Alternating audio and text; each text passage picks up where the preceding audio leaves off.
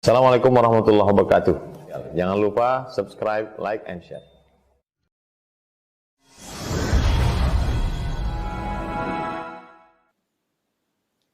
Pagi ini sebelum Jumat, saya ingin menguatkan informasi seputar ayat ini. Satu ayat saja. Saya baca 4 kitab tafsir tadi pagi. Dari mulai tafsirul Qur'anil Azim karya Ibnu Katsir rahimahullah, Mafatihul Ghaibnya Ar-Razi, Al-Kasyafnya Zamakhsyari, sampai tafsirul Wasitnya Muhammad Sayyid Tantawi. Demi Allah kami katakan, dari 4 kitab tafsir ini semuanya satu kata dalam menafsirkan ayat ini, dan tidak ada ikhtilaf, perbedaan pendapat di kalangan para ahli tafsir.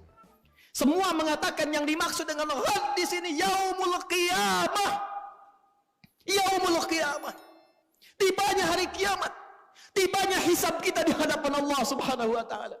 Dalam bahasa bebasnya, tapi lugas dan tegas, seakan Allah ingin mengatakan, "Hei, kalau besok kamu dihisab dari pergantian waktu yang telah kami lalui, dari masa yang telah kami berikan kepada kalian, dari setiap perganti tahun, tahun baru, kalau tiba-tiba besok kiamat, bekal apa yang telah kamu siapkan untuk menjunjung itu?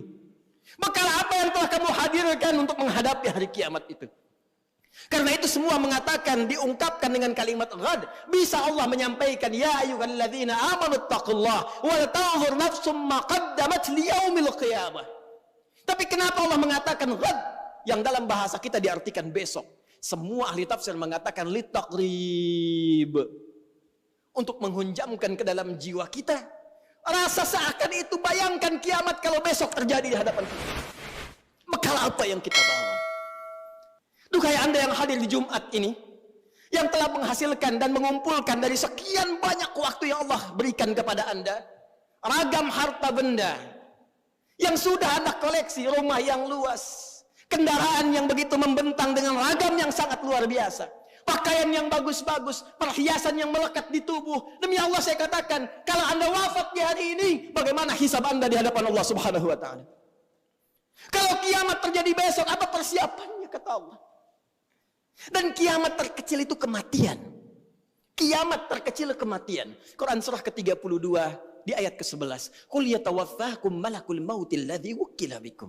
Katakan Muhammad sallallahu alaihi wasallam, setiap yang berjiwa itu satu saat akan tiba waktunya, datang utusan Allah malakul maut untuk memisahkan kehidupannya dengan maut itu dari kehidupan dunia menuju hisab persiapan akhiratnya. Dan semua ulama sepakat kiamat terkecil. Kiamat kecil itu ya kematian. Jadi kalau kita kembalikan pada diri kita, para ulama selalu mengajak kita untuk bermuhasabah. Jangankan datang tahun baru, ganti tahun lagi, ganti hari lagi, setiap hari. Ayat ini mengatakan, kalau Anda wafat besok, persiapannya apa? Bahkan kalau kita diwafatkan hari ini, apa persiapan hisab kita di hadapan Allah Subhanahu wa taala? Karena itu yang paling menarik, untuk menghunjamkan renungan ini dalam jiwa kita, Allah menyebutkan kalimat yang langsung dengan menggunakan kata nafsun, dan bentuknya tidak menggunakan alif lam. Wal tanzur nafsum ma qaddamat lighad. Kalimat nafsunnya tidak menggunakan alif lam, nakirah.